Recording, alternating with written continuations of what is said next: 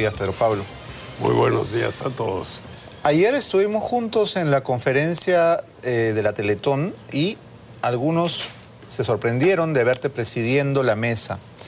¿No hay una cierta incompatibilidad entre tu trabajo político y la presidencia del patronato o del comité del Hogar Clínica San Juan de Dios? Yo la verdad es que tuve pues mis dudas si debía hacer esto o no, pero al final es una causa caritativa, cristiana, de ayuda, y obviamente aquí no va a haber política. Tenemos un patronato con gente de todos los colores. Está Keiko Fujimori. Está la alcaldesa de Lima, está Lourdes Flores, está la señora Iraoka de las famosas tiendas. Hay creo que 9 mujeres y 6 hombres. Y todos son gente profesional, gente muy capaz. Básicamente la idea es gente que tenga una capacidad de convocatoria. Así es. Y lo que queremos es mejorar los resultados de la Teletón, que han sido magros, ¿no? Han sido magros en comparación con otros países. Por ejemplo, en Chile, que es nuestro eterno competidor y ahora que nos vanagloriamos del crecimiento económico, ¿cuál es la diferencia entre lo que recaudan allá y lo que se recauda aquí? Bueno, en Chile está un poco el creador latinoamericano de la Teletón, que es don Francisco, y creo que el año pasado levantaron 40 millones de dólares, o sea, algo más de 100 millones de soles. 40 millones de dólares. De dólares. Y aquí levantamos 5 millones de soles, ¿no? O sea, es un 2% de lo que se levantó en Chile. Entonces, tenemos que mejorar el resultado. Ahora, hay que pensar que las clínicas de la Orden Hospitalaria de San Juan de Dios, son 7 en el Perú, tienen recursos que les da otras fuentes también. La Teletón no es la única fuente, pero esta idea de ayudar a los chicos minusválidos o con problemas, con parálisis cerebral, con problemas cognitivos, con problemas de movilidad, es algo pues realmente que es una causa que vale la pena. Ayer dijiste que este era un asunto de business, de negocios, que el manejo de la Teletón debería ser como el de una empresa, ¿verdad? Bueno, el manejo de los recursos, ¿no?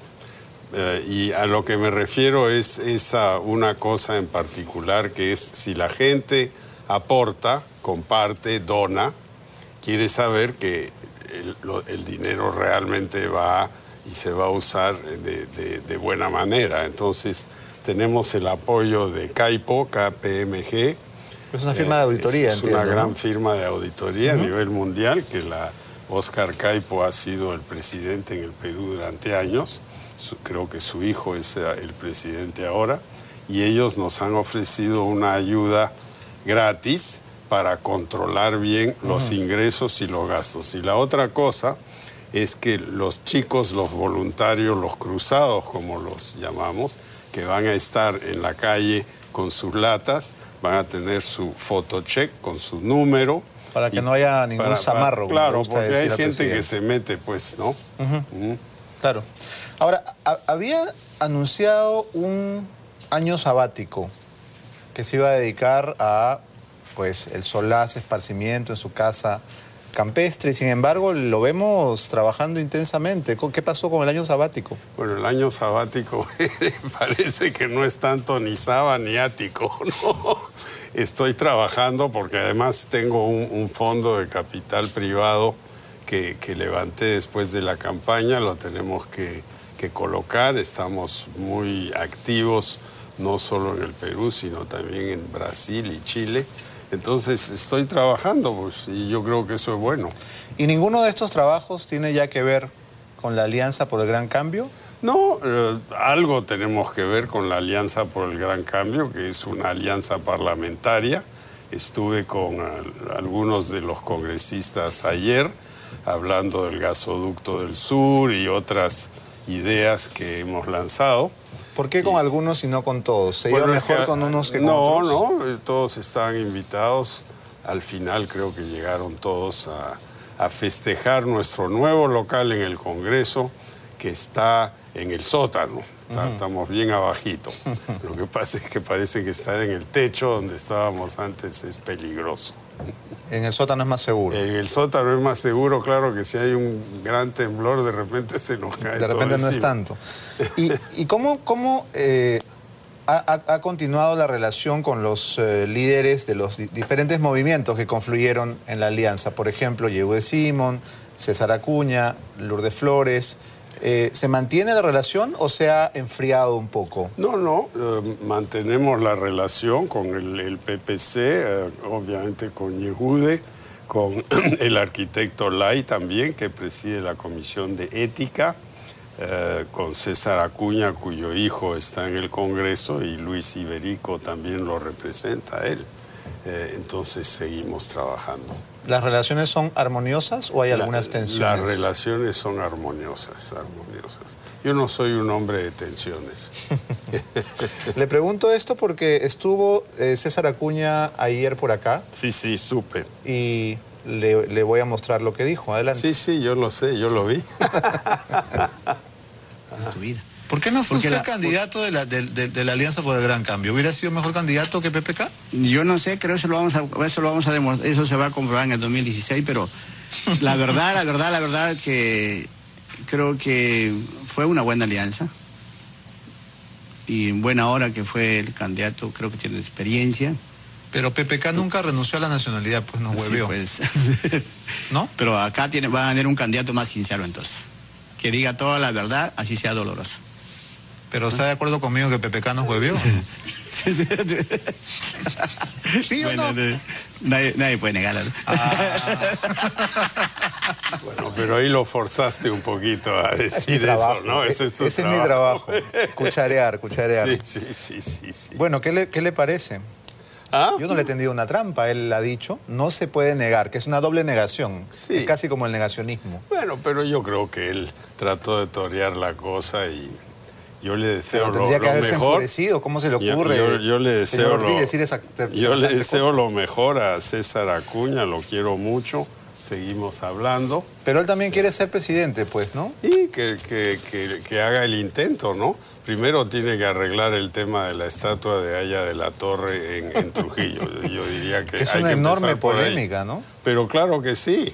Y él me acompañó al cementerio a ver la tumba de Aya. ¿En la campaña? Así es. Mi papá era muy cercano al APRA. Estuvo preso casi un año de su vida debido a sus simpatías.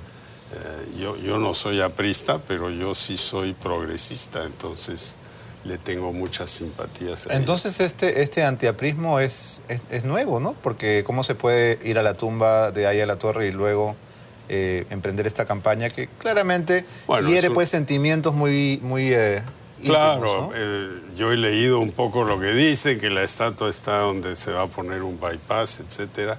No conozco los detalles, pero ciertamente es algo que hay que manejar con muchísimo cuidado. Porque es una figura pues muy querida, ¿no? Así es. Bien, en el tema de Conga, todo indica que el proyecto va a entrar en una etapa de hibernación, para no decir de función. Así es. Y esto, lo ha dicho en varias tribunas ya, es perjudicial para la economía del Perú, perjudicial para Cajamarca. Así es. Bueno, lo que pasa aquí es que han coincidido en el tiempo dos cosas. Protesta social aquí, que puede tener algunas justificaciones, porque de repente no se les explicó bien el tema ambiental y eso. Ha coincidido eso con otra cosa, que es una tremenda recesión en los metales en el mundo. Ya estamos viendo que caen los precios del cobre, del zinc, la plata se ha sostenido, el oro se ha sostenido, pero el mineral de hierro, por ejemplo, ha caído 50% en los últimos meses. Claro que para el Perú no es tan importante, es importante para una compañía. Pero eso nos está diciendo que hay un remesón en el mundo. Entonces, si al mismo tiempo hay una duda en el Perú sobre si este proyecto se debe hacer o no, es evidente que la compañía va a poner el pie en el freno por un tiempo. Y en 1 o 2 años pues ya verán si reactivan el proyecto. Por mientras no lo han abandonado, están haciendo trabajos para ver a dónde se puede poner este reservorio que reemplazaría estas lagunas. Ahora, más allá de los temas ambientales y estrictamente mineros, lo que ha demostrado el conflicto de Conga es un claro empoderamiento de los presidentes regionales que, en este caso, han llegado a tener una influencia inmensa. Así es. Santos ya debe estar pues en la encuesta del poder dentro de los top 10, ¿no? Porque la verdad es que hace lo que le da la gana. Y claro, ya hay otros émulos, como el presidente regional de Junín, que parece que lo tiene como modelo. Bueno, yo creo que son malos modelos, ¿no? Porque si uno hace carrera política a la costa de la miseria del empleo, de gente que busca trabajo, de camioneros que quieren tener trabajo, de ingenieros, de gente de mantenimiento. Hay miles de puestos que están en juego aquí, ¿no?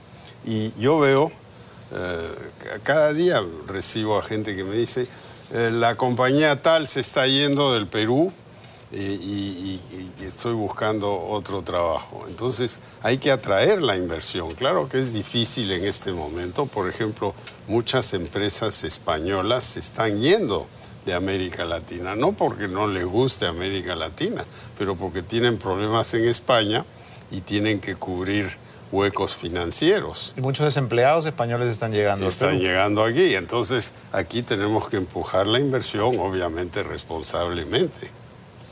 Otro tema que tiene que ver con su quehacer es la caída del dólar. El día de ayer cerró en 2.6 y sigue la tendencia a la baja. ¿En qué nos afecta este desplome? No, esto es terrible. Yo creo que tenemos que ser absolutamente claros. El mundo está al revés en este momento. La Reserva Federal imprime miles de billones al año.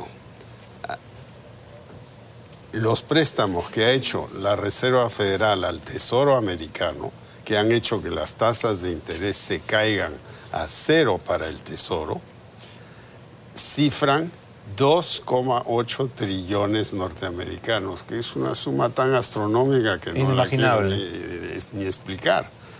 El Banco de Inglaterra ha hecho lo mismo, el Banco Central Europeo ha hecho lo mismo. Entonces las tasas de interés en Estados Unidos para alguien que quiere papel seguro son 0.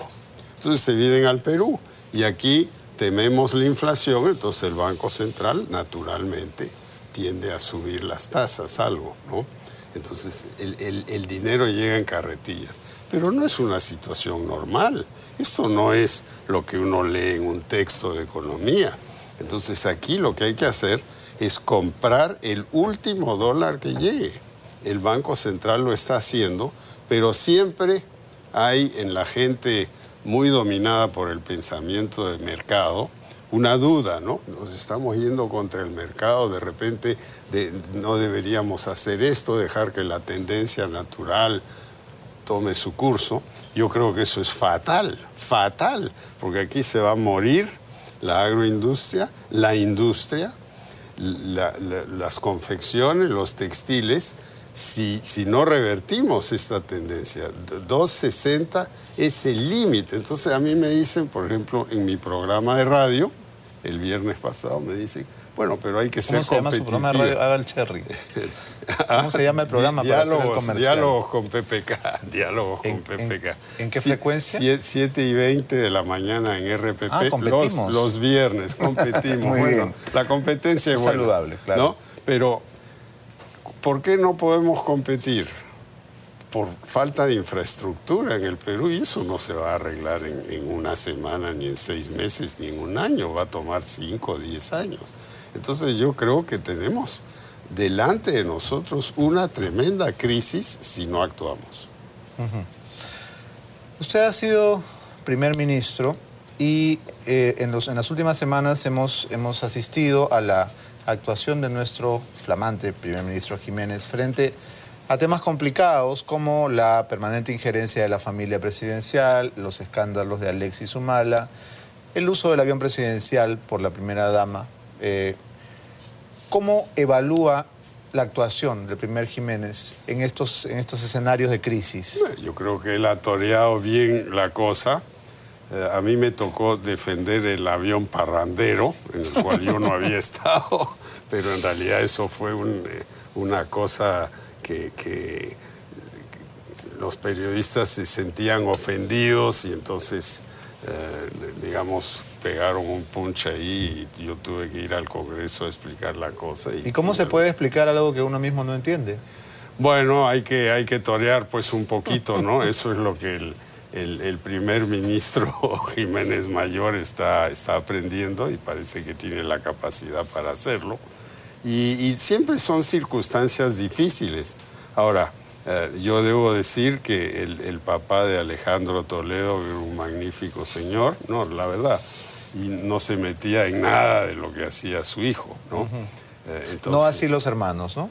Bueno, los hermanos trataban de hacer sus cositas, pero no visiblemente, ¿Cómo sus ¿no? Cositas? No, ellos querían pues hacer algún negocio, alguna inversión. Ganarse alguito. Pero nunca, debo decir, nunca, Alejandro Toledo me pidió que yo haga nada por ninguno de sus hermanos. Entonces hay que reconocer que él se portó absolutamente cabalmente, honestamente, en este tema familiar, ¿no? Y en el tema de Nadine, ¿le parece que la prensa está exagerando la nota o quizás ella debería ser un poco más reservada en su actuación pública y, por ejemplo, abstenerse de usar el avión presidencial? Bueno, ella se fue a visitar la presidenta de Brasil con una ministra que tiene perfecto derecho al avión presidencial.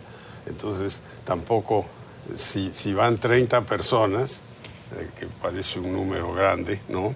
Hay que hacer el cálculo. El avión presidencial cuesta tanto la hora y si llevamos 30 personas en vuelo comercial nos cuesta tanto. Es una comparación así sencilla.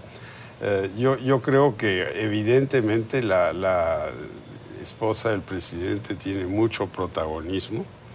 Parece que eso es algo que hay en el Perú, en esta generación.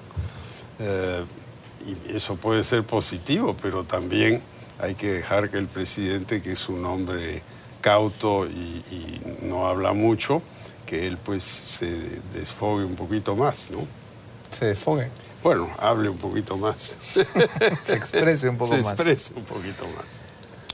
Toledo ha dicho que intentó de algún modo hacer una alianza con PPK y no se pudo, que esta alianza fue imposibilitada porque del otro lado no había intención. No, eso es falso. Yo antes de empezar la campaña fui a verlo a Alejandro Toledo a su casa varias veces y le ofrecí mi apoyo. Apoyo que él me había pedido 10 años antes para la campaña del 2000-2001 y que yo le di y que fue importante para su victoria, porque trajo el apoyo de la clase empresarial que no lo veía con tan buenos ojos. Yo le dije, yo vuelvo a apoyarte. Él me dijo, yo no necesito tu apoyo, yo no quiero tu apoyo.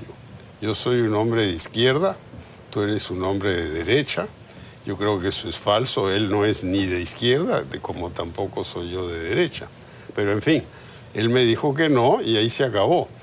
Y faltando 3 días para el voto del 10 de abril, 3 días... ¿Para la primera vuelta? Para la primera vuelta, ahí me hizo llamar por personas interpuestas en una llamada muy tarde, una noche, cuando yo estaba en Huaraz, a decirme que yo tenía que estar a las 10 de la mañana en tal sitio. ¿Para hacer qué? Para bajarme. Y todas las encuestas ya me ponían por encima de donde estaba él.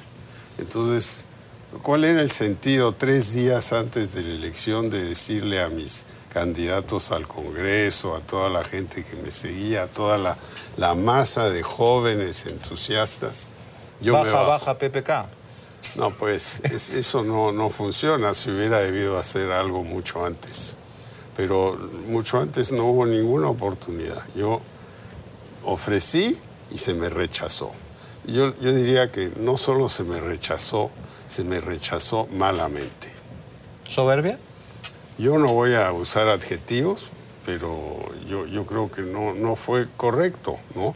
Fue un cálculo político completamente errado. Yo creo que él estuvo mal asesorado y no se dio cuenta que el Perú de hoy hay una clase emergente, mucho más modernizante, que es muy distinta al electorado que había 10 años antes.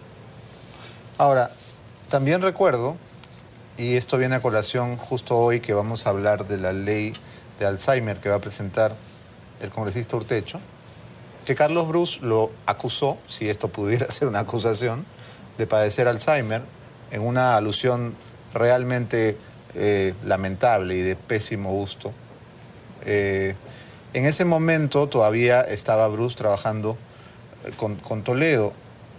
¿Estos ataques eran de alguna manera parte de esa desesperación por el crecimiento que tenía? Bueno, puede ser, yo no voy a interpretar. Lo que yo sé es que hubo tachas ante el jurado que venían directamente de la cabeza ahí, ¿no? Y me imagino que ante la desesperación de ver que se les iba el 30% con el cual empezaron pues a golpear un poco por todos lados y terminaron en una tensión terrible, una pelea entre Brus, que era el jefe de la campaña, y Toledo. En fin, esas son las cosas que pasan en la política. Mejor hubiera sido organizarse en un esfuerzo conjunto. El expresidente García tuvo una serie de frases que decía más o menos lo siguiente: yo no puedo hacer que gane el candidato que yo quiero, pero puedo hacer que pierda el que no quiero. Así es. Y todos pensamos, está hablando de Humala. Ahora, a la luz del tiempo transcurrido, diera la impresión de que estaba hablando de Toledo. Pero yo no creo que ni García ni nadie tuvo que ver con la derrota de Toledo en esta elección. ¿Sino quién? Yo creo que fue que es un Perú nuevo. El panorama electoral cambió. En el 2001, el panorama electoral era un país desesperado, tratando de reemplazar una persona autoritaria, Fujimori, y eso le abrió las puertas a Toledo, la marcha de los 4 suyos, pero sobre todo era una economía que estaba completamente en el suelo. En el año 2010, 2011, la economía estaba boyante, una situación completamente distinta, ¿no? Ahora, Toledo también ha sugerido, no sugerido, lo ha dicho directamente, que usted y Alan García se confabularon para que él perdiera, que hubo algún tipo de conversación, conciliábulo, contubernio. No, absolutamente nada. ¿No son amigos? Bueno, yo soy amigo de Alan García, sin duda, pero no un amigo que lo llamo así, le digo, oye, Presi, ayúdame en esto. Yo nunca he pedido nada. Nuestro equipo era un equipo completamente independiente, trabajamos mucho las redes sociales, trabajamos mucho con los jóvenes. Yo no le pedí ninguna ayuda a Alan, a quien respeto mucho y creo que hizo un buen gobierno. Ahora, como también lo hizo Toledo. O sea, hemos tenido 2 buenos gobiernos. Si tuviera que escoger. Bueno, yo estuve en el gobierno de Toledo, no pero el de Alan. Pero no sea tan modesto. Objetivamente, ¿cuál fue mejor gobierno? No, yo creo que los dos fueron buenos. Los dos fueron buenos. Algunos de los jóvenes, sobre todo los jóvenes rebeldes que se alistaron en las filas de los PP Causas, se sintieron defraudados cuando usted apareció en la foto con Keiko en la segunda vuelta. Sintieron que les había roto el corazón. ¿Cuál es su posición ahora frente al fujimorismo y específicamente a la figura del presidente que, dicho sea de paso, ayer le dieron una misa de salud al expresidente Fujimori?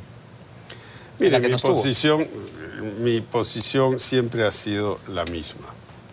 Fujimori y su equipo cambiaron el Perú, que salía de una época terrible de hiperinflación y de terrorismo. El Perú en el año 90 era un país desesperado. Eso se cambió. No solo fue Fujimori, hubo mucha gente que aconsejó. Pero luego yo creo que perdió el camino. A partir del 97, 98, sin hablar del autogolpe del 92, que fue completamente innecesario.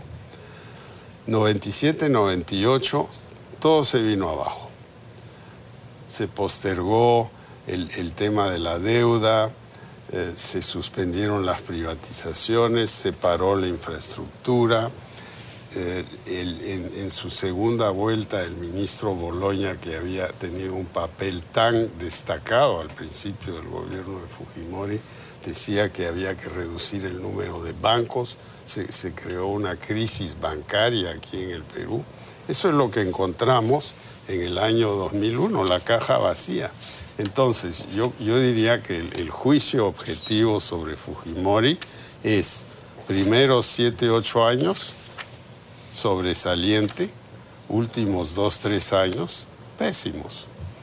Y bueno, no todo el mundo es perfecto. Ahora trabajamos para extraditarlo de Chile porque había acusaciones pues muy serias que fueron confirmadas por la Corte Suprema de Chile sobre temas de derechos humanos. Ahora, en la situación en la que se encuentra y con todo el tiempo que ha transcurrido, ¿votaría a favor de un indulto? Mire, yo pienso que el indulto como tal no cabe, pero si él tiene cáncer y se va a morir en la cárcel, entonces que se vaya a su casa. Eso siempre ha sido mi posición. Pero eso sería indulto, justamente. Bueno, es un indulto por salud, no por... Un indulto normalmente es te perdono y ya, chao. ¿No? Esto es otra cosa. ¿Estaría a favor, entonces? A favor de que se pueda ir a su casa si es que está muy enfermo. Con el surgimiento de nuevos movimientos de fachada de Sendero Luminoso, se ha vuelto a debatir qué se hizo mal en la política antisubversiva y en más de una oportunidad se habla de que el gobierno de Alejandro Toledo fue blando, que el gobierno de Alejandro Toledo liberó terroristas. ¿Esto es cierto? Bueno, yo diría que desde el gobierno de transición se empezaron a liberar terroristas, un número limitado, pero fueron varios centenares, ¿no? No tan limitado. No tan limitado. Y eso es algo que se debatió mucho en el Consejo de Ministros y hubo puntos de vista muy claros en contra, ¿no? Pero parece que también a favor, porque... Algunos a favor, otros en contra. Yo ciertamente estaba en contra, Fernando Olivera también, en fin. ¿Quiénes estaban a favor? Bueno, había gente que había estado en el gobierno de transición que pensaba pues que era demasiado duro, que había que reincorporar a esta gente a la sociedad, ¿no? Y eso es un tema de gran debate, no solo aquí, en todo el mundo. Estamos viendo lo que pasa en Colombia en este momento. Ese es el tema del día en Colombia, ¿no? Me dice usted gente que había estado en el gobierno de Paniagua recuerdo que en ese gobierno y en el de Toledo estuvo Diego García Sayán. Estuvo un año en un gobierno y el otro en el siguiente gobierno. ¿Entonces él fue el promotor? Él ciertamente estuvo muy a favor de eso. De liberar terroristas. De liberar gente que había sido condenada por terrorismo. Es algo que no cabe en la cabeza de la mayoría de peruanos. ¿Por qué? Bueno, eso es todo el debate, pues, del caviar, etcétera, ¿no? Que ha llegado hasta la Corte Interamericana de Derechos Humanos. Así, ¿no? Es, exacto. Ahora, en la Corte lo que se debatió era la toma de la Embajada de Japón, ¿no? El tema de Chavín de Huántar, ¿no? No, y también recientemente el fallo de Villestein. Así es, exacto. Bueno, yo creo que Villestein, pues ahí está mal, ¿no? Muy mal. ¿No está de acuerdo con su fallo? No. Es una pena entonces lo que nos confirma, porque usted estaba en ese gabinete, era primer ministro. No, era ministro no era primer ministro todavía. No. Bueno, ministro de Economía tampoco... No, eso es, cada uno tiene su cartera, ¿no? Entonces, claro, uno puede opinar sobre algunas cosas. Por ejemplo, cuando hubo el Arequipazo y se pensaba mandar la tropa, ¿no? Yo dije, un momentito, ni una bala, una mancha de sangre y se cae el gobierno, ni se les ocurra hacer eso. Y hay testigos, ahí estaba Aurelio Loré de Mola, que era el ministro de Defensa, ¿no? En eso mi posición siempre ha sido, en los gobiernos en que yo he servido, ni una bala, nunca. Porque con balas no se arregla este tipo de problemas. Bueno, es un consejo que el presidente Humala debería escuchar. Bueno, lo está escuchando de repente. Porque si con una bala o con un muerto se cae un gobierno, ¿qué nos queda de este? Bueno, no. Ha habido problemas. Ahora yo no sé de dónde murió la persona ahí en Jauja, ¿no? Pero con balas no se resuelve nada. Ahora, yo sí creo que hemos actuado muy mal en el BRAE, ahora le dicen BRAEM, ¿ya? Pero porque nuestras Fuerzas Armadas no están equipadas. Eso es el problema. Y porque nuestras Fuerzas Armadas y policiales tienen permanentes gestos de ingratitud y de indiferencia. Así es. Yo creo que hay que financiarlos bien. Los helicópteros que trabajan en esas áreas deben tener blindaje, por ejemplo. Lo que pasó con la pilota que mataron ahí, pues es completamente inaceptable, ¿no? Bueno, fueron 8 muertos en total. Sí, claro. Y las familias continúan reclamando. Claro. Y el ministro les explica que Humala fue coloquial cuando les ofreció ser héroes. Fue un término coloquial. Pero aquí tenemos plata, lo que nos falta es organización. Y necesitamos limpieza, porque en la compra de armas, de equipos, en el pasado ha habido mucha corrupción y entonces los equipos no se renuevan y eso es un problema. Para finalizar, si esta famosa foto previa a la segunda vuelta de líderes destacados que no llegaron al balotaje aparecían al lado de Keiko, implicaba un cierto nerviosismo, una cierta angustia ante lo que representaba la propuesta de Humala, ¿no es cierto? Sin duda.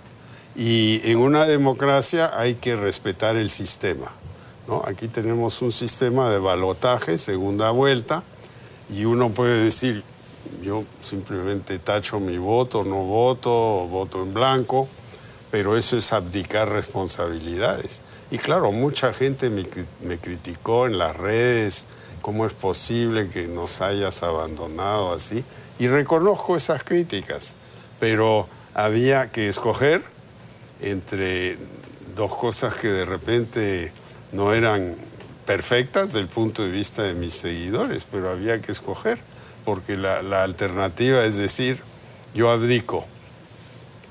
Y el actual garante de Ollanta Humala, nuestro premio Nobel Vargas Llosa, había dicho justamente hay que escoger entre el cáncer y el SIDA, ¿no? Y al final pero claro, apoyó a uno de los dos. Es una linda frase, pero es una exageración, pues, porque ni Keiko ni Ollanta son ni el cáncer ni el SIDA. Parecía Ollanta que era realmente un problema para el futuro económico del Perú y ha resultado que no es así. Lo que nos pasa no es Ollanta o Lerner o quien sea, es el problema de la economía internacional que nos está golpeando. Ese es el problema que enfrentamos. ¿Lo ha sorprendido gratamente el presidente? Bueno, yo diría que ciertamente él y su ministro de Economía en el tema económico están haciendo... ¿En ese orden o en orden inverso? Bueno, yo no quiero ofender a nadie. Van los dos juntos. Porque me da la impresión de que el manejo económico lo satisface, más no el manejo en otros ámbitos. El manejo en otros ámbitos es bien complicado, ¿no? Estos temas sociales, no es la primera vez que el Perú los tiene, los tuvimos en el gobierno de Toledo, Bagua fue en el gobierno de Alan, los rebeldes en la Sierra Central vienen de la época del primer gobierno de Belaúnde, ¿no? Entonces, esto no es un fenómeno de hoy ni de ayer. Esto es un fenómeno histórico en el Perú que refleja el hecho de que los gobiernos no se han ocupado ni de la sierra ni de la Amazonía. Bien, para terminar, tengo que cumplir con un encargo de la Gerencia de Producción de Frecuencia Latina. Queremos invitarlo al Valor de la Verdad. Ya, ¿qué es eso? ¿Qué es eso? No sé, usted sabe que es el valor de la verdad. Bueno, ningún político acepta. ¿Por qué tienen tanto miedo los políticos a decir la verdad 21 veces? No se puede, es imposible. A la verdad. Yo no tengo miedo a la verdad, pero les digo, la Teletón empieza hoy. Apóyenme. ¿Esa es su respuesta? Eso, no, sí iré, claro. ¿Sí, irá? Sí, pero a mi regreso, porque me estoy yendo esta noche. Si usted gana, todo ese monto se va a la Teletón. Ya. ¿Qué le parece? Es un trato. Está bien. Deal. Ya. Bueno. Mire, porque Chejae nos prometió lo mismo y luego su esposa le prohibió. Ya. A usted nadie le prohíbe, ¿no? No, nadie. Usted no le sacó largo. No. Bueno. Gracias por haber venido esta mañana.